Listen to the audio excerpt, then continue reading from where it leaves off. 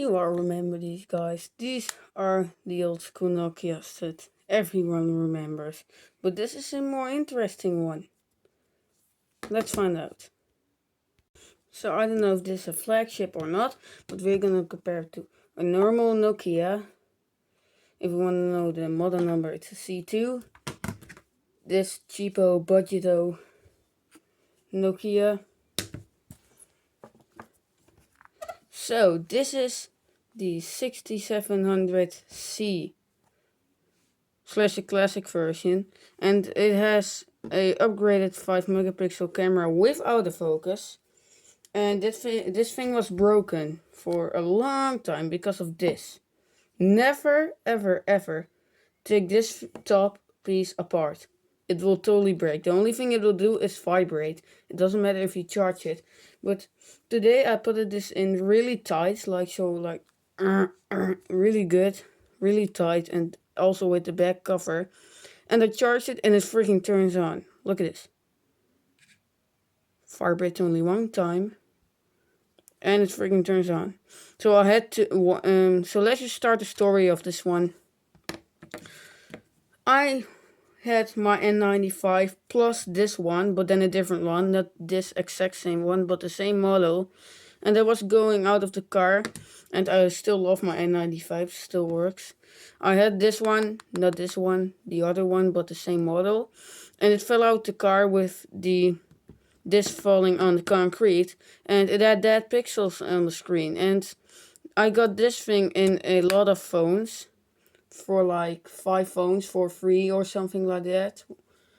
If you want to know more about that, there are like 3 Sony Ericssons. One of them is the T280i. You probably remember that one. Check out the review and ringtones of it. I mean message tones. And yeah, it had dead pixels, and I got this one, and the other one with the dead pixels, my friend has it right now. It still works. And I got this thing to work, but this top piece was like really not good together put. And I took it out, and there was a little pin that was for the LED flash. That's why it's not yellow anymore. Fell out, and it doesn't work anymore. It was on, and it's I shut it down, and then it just didn't do anything anymore. But no, it does work. And what sets this most apart from a normal Nokia is it is freaking thin. I'm not lying. Like, look at it. Look at the difference. You can definitely see that. Like, it's the half of the thickness of the C2. And when you compare it to a budget phone, like, oh my, that budget phone is thick ass. And one of the main reasons is the CPU of this thing is so fast. This was one of the first Nokias that used a quad architecture. Finally, this one only single, and this one a dual core. But I can show you how much faster this thing starts up. How fast? Look at this. After the Nokia logo, huh? Looking at it, wow, yes, I love cats. And I might swap out the battery from this one to this one, so I can show you the difference. So, startup race in 3, 2, 1.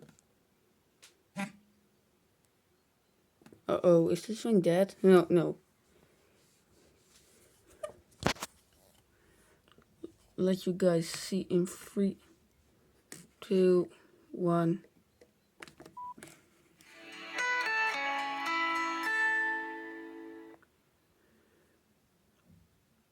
As you can see, that one was pretty fast. Wait, let's see that again. Let's take a look at that again in 3, 2, 1.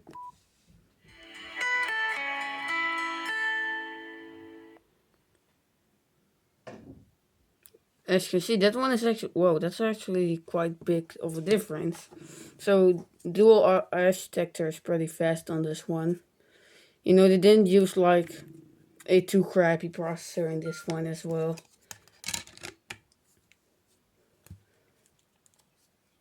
They're both spread RAM though. This is a spread. If you want to know about the CPU, you can't do that in the GSM arena.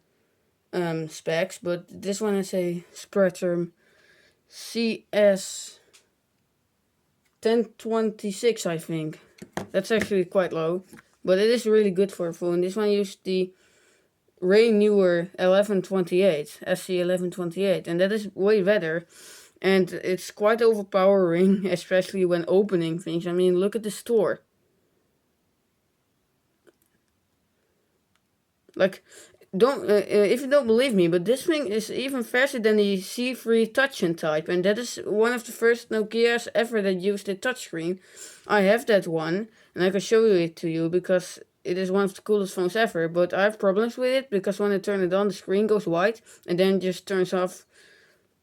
The screen turns off. It beeps, but the screen's just off. And sometimes it works when I put off the back cover. I think that's motherboard or this. I think it's display.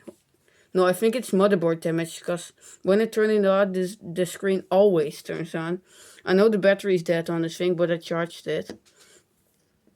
Come on, yes, my camera has some problems. I know that. I have a real camera, but that one is like an Olympus camera. You can probably remember that thing. That one is a super crappy battery. And when I plug it in, I think it will stop filming then. So, yeah. I would try that for you, but I can't find it right now for some odd reason. It is just gone. I just can't find it. But yeah, look at this when I want to focus. It goes good. Oh, this time it, yes, and it goes bad, as you can see. Why can you see, wow, you can see, do you see that little purple spot? That's the laser autofocus of my amazing one macro phone by Motorola. Still love this thing. But one major compromise is the speaker doesn't work anymore.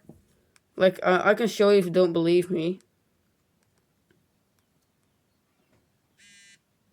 Wow, it even has a ringtone dependent on the theme. And I have a theme on it. I plug this thing into my Linux PC, because yeah, I will talk about that more later. I upgraded to Windows 10 to Linux Mint 17.2. More about that later. And look at this. The only thing it does is vibrating. And I have another theme on here. The little cat theme, and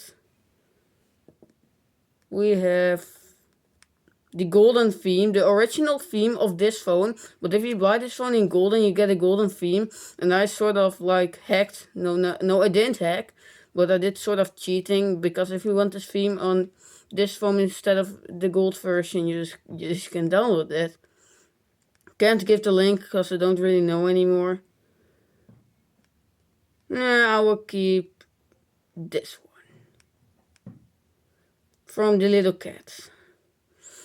And yeah, not that much to say about this phone though.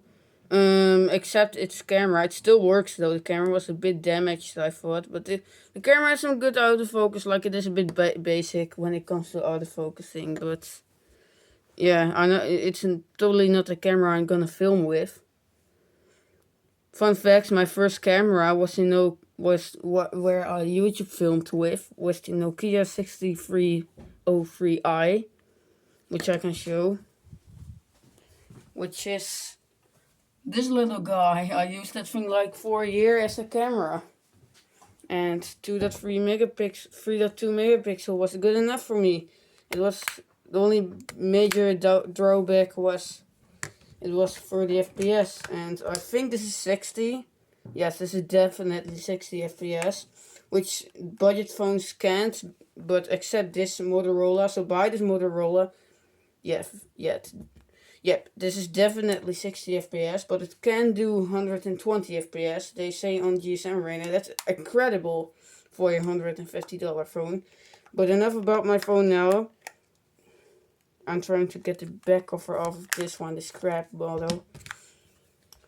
There was a review of this little guy. Again, overpowering processor. It doesn't have a headphone jack, which is really crazy. It has a FM radio, but there's no freaking headphone jack on there. Like, how can I use this? I have Bluetooth headsets, and I have USB 1.0 headset, but I don't know if it works. Like, the only thing it worked with was a Samsung phone, but that's the phone that it came with, so yeah, that doesn't really matter. So yeah, super crappy that it didn't include a headphone jack, but whatever. Pretty good condition phone, but yeah, I sort of destroyed it, but it still works. Oh, and one little thing I need to show you guys. It has something really cool. Only this phone has it. Wait a minute. Look when I do this. It vibrates and it shows the time. That is so amazing. Like, hear this. It shows the time. It is a little sensor that only this phone has. So if you want to have like a really cool thing to show off to somebody, buy this. As a collector, this is a really stylish, nice phone to have. So yeah, I'll see you later, guys.